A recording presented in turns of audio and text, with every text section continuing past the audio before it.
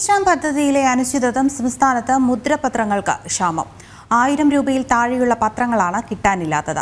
ഈ സ്റ്റാമ്പിംഗ് പൊതുജനങ്ങൾക്ക് ഉപയോഗപ്പെടുത്താൻ കഴിയാത്തതും മുദ്രപത്രങ്ങളുടെ അച്ചടി നിർത്തിയതുമാണ് പ്രതിസന്ധിക്ക് കാരണം.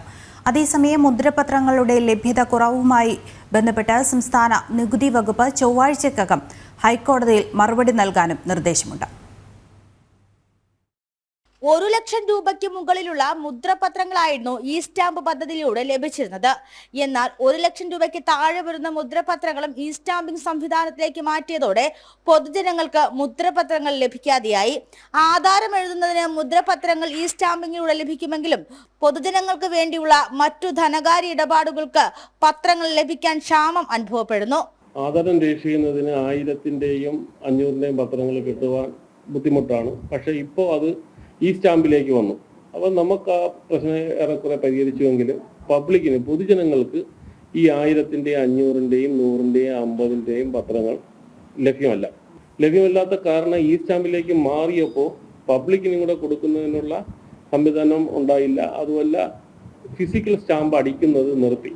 അതുകൊണ്ടാണ് ഷോർട്ടേജ്. ഇപ്പോൾ പത്രങ്ങളിൽ നേരത്തെ സ്റ്റോക്ക് ഇരുന്ന 50-ന്റെയും 20-ന്റെയും പത്രത്തിൽ 100-ന്റെ സ്റ്റാമ്പ് ചെയ്തൊക്കെയാണ് തരുന്നത്.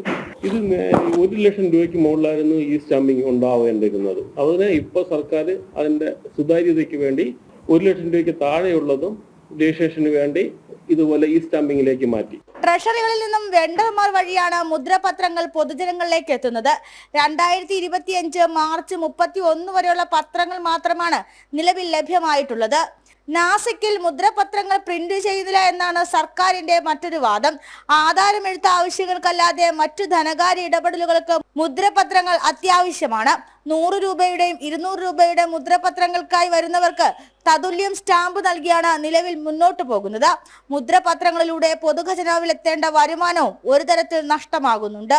2025 മാർച്ച് 31 വരെ ഉള്ള പത്രങ്ങൾ മാത്രമേ നിലവിലുള്ളൂ. മുദ്രപത്രങ്ങൾ സുലഭമായി ലഭിക്കുക എന്നതാണ് ഒരാവശ്യം. ഇല്ലെങ്കിൽ ഈ സ്റ്റാമ്പിലേക്ക് പോവുകയാണെങ്കിൽ അത് പൊതുജനങ്ങൾക്ക് ഉപയോഗപ്പെടുത്താവുന്ന രീതിയിലേക്ക് മാറ്റുക. പൊതുഖജനാവിൽ വരേണ്ട പണമാണിത്. സർക്കാർ ശ്രദ്ധ ചെലുത്തണം. ക്യാമറമാൻ അനുജ് ആനാവനോടൊപ്പം ടിൻഡു ദാസ്, ജനം, തിരുവനന്തപുരം.